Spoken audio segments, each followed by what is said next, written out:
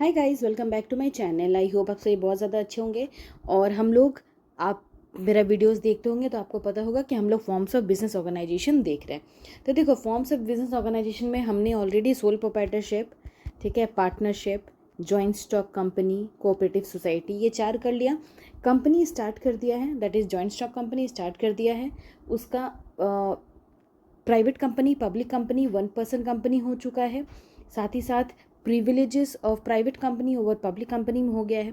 ठीक है, देखो, जब आप ये जो कंपनी वाला टॉपिक पढ़ते हो ना, तो बीच बीच में बहुत सारे अलग अलग टॉपिक्स आते हैं जो कि एग्जाम के पॉइंट ऑफ व्यू से बहुत ज़्यादा इंपॉर्टेंट है। उसी में से बेटा एक टॉपिक है, ठीक है, that is choices of forms of business organisation. देखो, बहुत सारे स्कूल्स में ना जब फॉर्म्स ऑफ बिजनेस ऑर्गेनाइजेशन पढ़ाया जाता है तो ये टॉपिक को मिस कर दिया जाता है, लेकिन एग्जाम में ये पूछता है, ठीक है, कि जब आपने फॉर्म्स ऑफ बिजनेस ऑर्गेनाइजेशन पढ़ लिया और आपको समझ में आ गया कि there are 5 forms of business organisations, ठीक है, जो कि है sole proprietorship, partnership, joint stock company, cooperative society, और एक क्या है बताओ?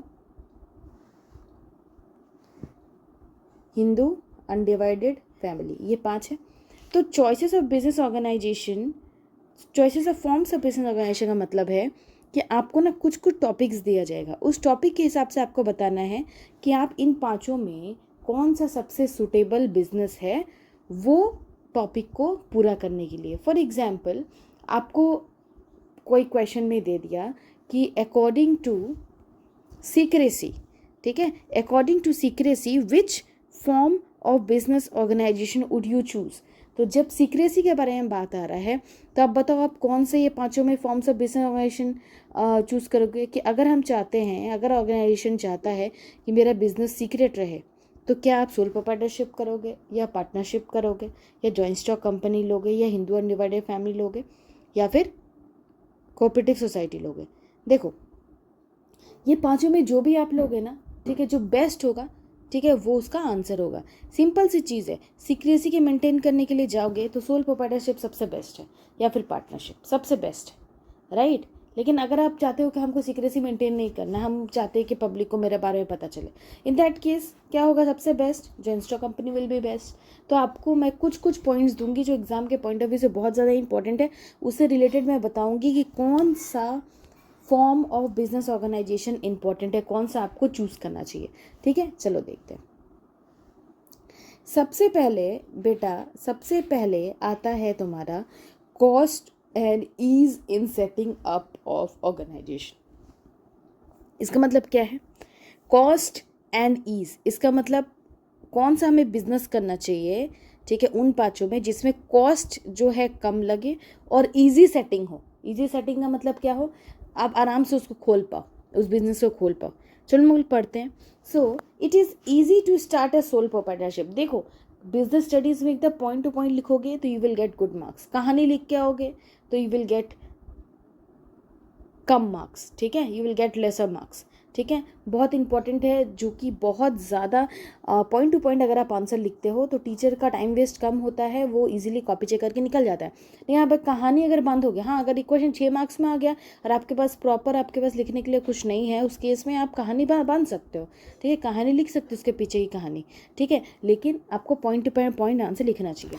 ठीक है, so cost and ease in setting of organisation, इसका मतलब हमें कौन सा बिजनेस करना चाहिए जिसमें कॉस्ट भी कम लगे और इजी सेटिंग हो। इसका मतलब क्या है? इजीली हम उसको उस बिजनेस को डेवलप कर सके। So it is easy to start sole proprietorship business with minimum cost and fewer legal requirements. Okay, अब देखो, सबके बारे में एक एक करके बताया। Forming a partnership firm also require less cost and legal formalities. इसे बोला है सोल प्रोप्राइटरशिप में भी कम लगता है कॉस्ट और इजी फॉर्मेशन होता है, और पार्टनरशिप में भी इजी फॉर्मेशन होता है और कम कॉस्ट लगता है। As it has limited scale of operation, क्योंकि जब पार्टनरशिप बिजनेस करते हैं या फिर सोल पार्टनरशिप बिजनेस करते हैं, उस केस में बिजनेस आपका छोटा होता है।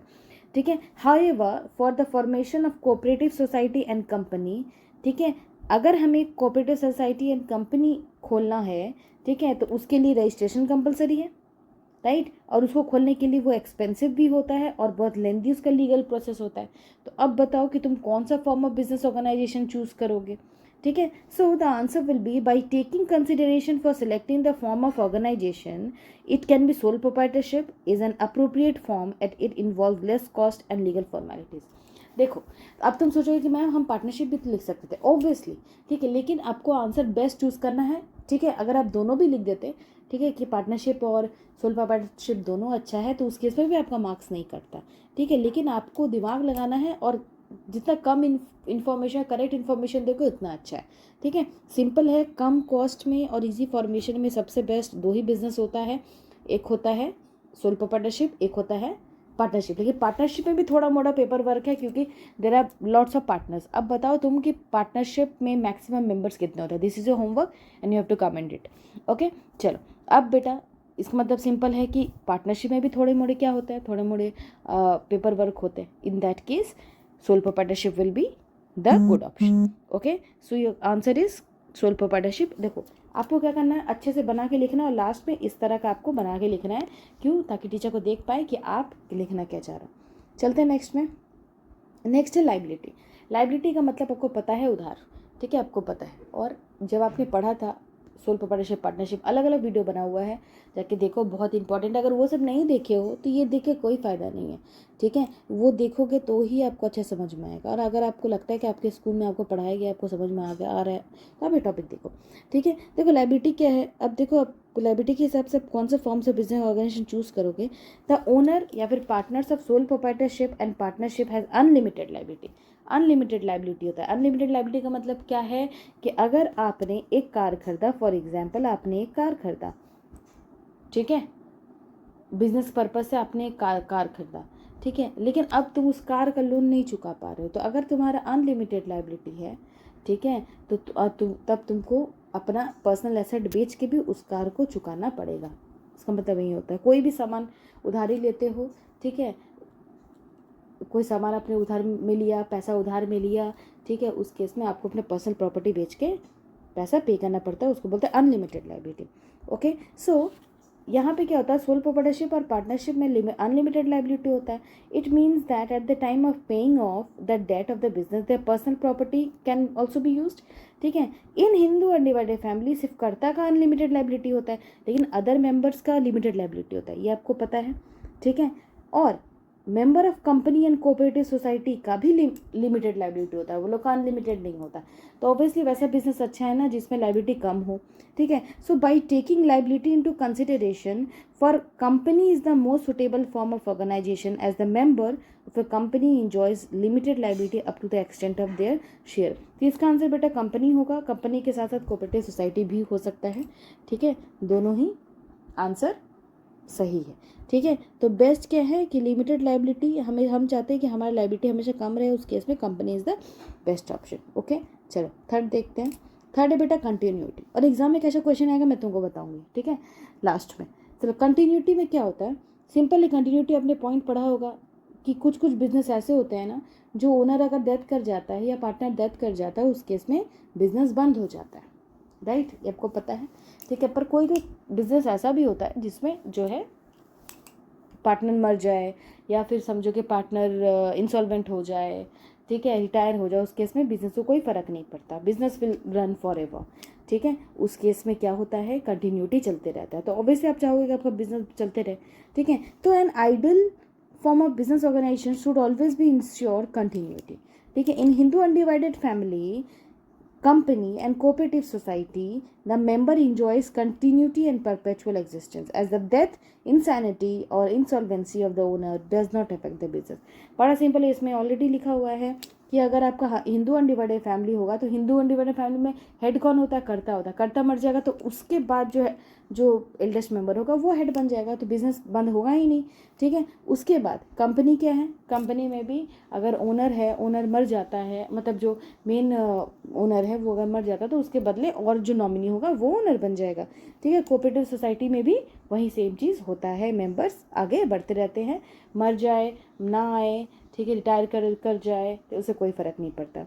ठीक है, चलो इसका मतलब क्या है, however the continuity of a partnership form and soul proprietorship is affected by the death, insanity and insolvency. लेकिन उसी केस में देखो, अगर सोल प्रोप्राइटरशिप और पार्टनरशिप हो रहा है तो उस केस में क्या होता है, अगर उस केस में आपका जो ओनर है वो डेथ कर जाए तो बिजनेस बंद हो जाता है, ठीक है। So by taking continuity into consideration it can concluded that sole proprietorship is suitable for short term venture. अगर कोई छोटा मोटा बिजनेस है, ठीक है, कम समय के लिए चल रहा है, ठीक है, तो उस केस में तुम सोल प्रोप्राइटरशिप कंटिन्यू कर सकते हो, ठीक है, क्योंकि उस समय पर मान लो तुम्हारा आगे पीछे कोई नहीं है, तुमने बिजनेस स्टार्ट किया, तुम्हारा मन किया, तुमने बंद कर दिया, ठीक है। लेकिन अगर तुम्हारा बिजनेस बड़ा है, बड़ा करना चाहते हो, तो उस केस में तुमको कंपनी पे जाना चाहिए, company form of business organization choose करना चाहिए। क्यों? ताकि तुम्हारा बिजनेस कंटिन्यू चलते रहे। ओके, आगे देखते हैं मैनेजमेंट।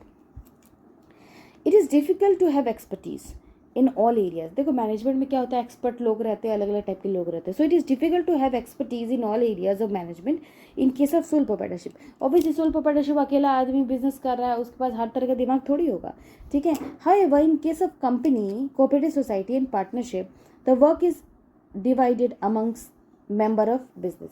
लेकिन उसी केस में देखो, कंपनी हो गया, कोऑपरेटिव सोसाइटी हो गया, पार्टनरशिप हो गया, ठीक है, ये सब में बहुत सारे लोग रहते हैं और अलग अलग स्पेशलाइजेशन वाले लोग रहते हैं। इससे क्या होता है, बेटर रिजल्ट होता है, लेकिन उन लोगों का कन्फ्लिक्ट भी होता है, ठीक है, लड़ाई भी होती है। सो पार्टनरशिप और sole proprietorship is a suitable form of business organization if the operation of the business are simple. अगर छोटा बिजनेस है, सिंपल बिजनेस है, ऑपरेशन है, ज़्यादा डिफिकल्टी नहीं है, मान लो राशन का दुकान है, उसमें तुम क्या ही दिमाग लगाओगे, उसमें तुम्हें क्या मैनेजमेंट चाहिए, क्या एक्सपर्टीज चाहिए, ठीक है, तो एक्सपर्टीज तो उसमें चाहिए नहीं, तो उस केस में तुम सोल प्रोप्राइटरशिप या पार्टनरशिप खोल सकते हो, ठीक है। लेकिन अगर तुम्हें एक अच्छा एक्सपर्टीज वाला दिमाग चाहिए, इसका मतलब कि आपको चाहिए कि हाँ आपके सर के ऊपर कोई एक्सपर्ट बैठा रहे जो आपको गाइड करते रहे, तो in that case what will be best, company best होगा, कंपनी को आपको चूज करना पड़ेगा। चलो आगे देखते हैं। नेक्स्ट पॉइंट बेटा, कैपिटल कंसिडरेशन, ठीक है। अब कैपिटल कंसिडरेशन क्या है, सोल प्रोप्राइटरशिप बिजनेस में कितने पैसे चाहिए बताओ, कम पैसे चाहिए, ठीक है। तो और जब जहाँ पे ज़्यादा पैसे चाहिए, ठीक है, वो क्या चूज़ कर सकता है, कंपनी चूज़ कर सकता है, ठीक है। कम पैसे वाला बिजनेस में पार्टनरशिप और सोल प्रोप्राइटरशिप यूज़ कर सकते हो। यहाँ पे लिखा हुआ देखो, capital or finance is the basic requirement for starting or expanding any form of business organization. Therefore, if the owner of the business require less capital and can manage the capital requirement from his or her own sources, मान लो मेरे पास इतने पैसे हैं, हम अपना पैसा खुद लगा सकते हैं, ठीक है, उस केस में आप सोल प्रोप्राइटरशिप बिजनेस सुटेबल है आपके लिए कैपिटल कंसिडरेशन में, ठीक है। However if the owner of the business require large capital, अगर मान लो ओनर को ज़्यादा पैसा चाहिए और खुद से वो मैनेज नहीं कर पा रहा है, in that case company will be the best option. क्यों? क्योंकि वो अपना इशू ऑफ शेयर्स कर सकता है। So if the scale of operation of the business is large, then company, large scale of business है, company form of business is good. और अगर छोटा बिजनेस है, ठीक है, या मीडियम स्मॉल बिजनेस है, तो सोल प्रोप्राइटरशिप या फिर पार्टनरशिप में जा सकता है। समझ में आया? ठीक है, चलो आगे चलें। सो बच्चे, the next one is degree of control. Degree of control मतलब कि कुछ ऑर्गेनाइजेशन जो चाहती है कि मैं अपना ऑर्गेनाइजेशन का कंट्रोल किसी को ना दूँ, उस केस में तुम सोल प्रोप्राइटरशिप में रहो, ठीक है। और अगर चाहते हैं कि हाँ बाहर वाले लोग, अगर तुम्हें बाहर वाले लोगों से पैसा चाहिए, तो उस केस में तुमको तो लोगों को कंट्रोल देना पड़ेगा, ठीक है। जब बाहर के लोगों को कंट्रोल दोगे तो इसका मतलब वो कंपनी हो सकती है, ठीक है। So if the owner of the business want to have a direct control over the business activity, तब सोल प्रोप्राइटरशिप बेस्ट है। किसी को कंट्रोल नहीं देना पड़ेगा, किसी को बताना नहीं पड़ेगा, अपना मन मर्जी करोगे। However if the owner of the firm does not want direct control and agree to share the control over the business and the decision making power, then company a partnership form of business is preferable। उस case में company भी तुम choose कर सकते हो और partnership business भी तुम चूज कर सकते हो। चलो ठीक है, आगे आगे बढ़े हम लोग। अब तुम सोचोगे पार्टनरशिप कैसे, सिंपल है। पार्टनरशिप में क्या होता है कि आपका एक पार्टनर रहता है, एक मतलब एक कुछ अमाउंट, जो मैंने आपको कमेंट करने के लिए बोला कि कितने मैक्सिमम पार्टनर्स हो सकते हैं, तो ऑब्वियसली आपको उतने लोगों के साथ अपना जो कंट्रोल है वो तो शेयर करना पड़ेगा, ठीक है। चलो आगे चले। Okay, this is your last point बच्चे, ठीक है, ये आपका लास्ट पॉइंट है, nature of business. The last consideration for the selection of the form of business organization is nature of business. आपका बिजनेस का नेचर कैसा है। If the owner of the business want direct personal contact, ठीक है, अगर owner चाहता है कि हम अपने कस्टमर्स से डायरेक्टली मिले, डायरेक्टली बात करें, तब तो सोल प्रोप्राइटरशिप कर लो, ठीक है, सिंगल बिजनेस कर लो, ठीक है। Partnership is preferable for professional service, ठीक ठीक है। लेकिन पार्टनरशिप की बात आ गई, ठीक है, तो उस केस में क्या हो जाएगा कि पार्टनरशिप जो है प्रोफेशनली चलती है, ठीक है, उसमें बहुत सारे लोग इंक्लूडेड रहते हैं। और अगर लार्ज मैन्युफैक्चरिंग है, ठीक है, बड़ी कंपनी है, बड़ी कंपनी मैन्युफैक्चरिंग कर रही है, बिजनेस, अगर बिजनेस का नेचर मैन्युफैक्चरिंग बड़ा कम है, ठीक है, तो उस केस में company is the best option. समझ आया? कोई डाउट है? ठीक है। अब तुम्हें मैंने ये बता दिया, ठीक है, कि क्या क्या पॉइंट्स है। अब देखो बेटा एग्ज़ाम में कैसे पूछता है, ठीक है। देखो अब ना क्वेश्चंस जो है 6 मार्क्स वाले क्वेश्चंस को ज़्यादा बड़ा नहीं करता, ठीक है, क्योंकि 6 मार्क्स वाला क्वेश्चन ऑलरेडी बड़ा होता है, ठीक है। अब ना 6 मार्क्स में तुमको अच्छे से लिखना तो पड़ेगा ऑब्वियसली। अगर 6 मार्क्स में तुम्हें एक क्वेश्चन पूछेगा तो you have to write at least 1.5 page, ठीक है। तो उस केस में क्वेश्चन आपको देता है कि you have to write the choices of forms of business organization on the basis of, ठीक है। अब नीचे दे देगा, मान लो दे दिया लाइबिलिटी, फिर मान लो दे दिया कंटिन्यूटी, ठीक है, फिर मान लो थर्ड में दे दिया मैनेजमेंट, फिर मान लो फोर्थ में दे दिया डिग्री ऑफ कंट्रोल, ओके।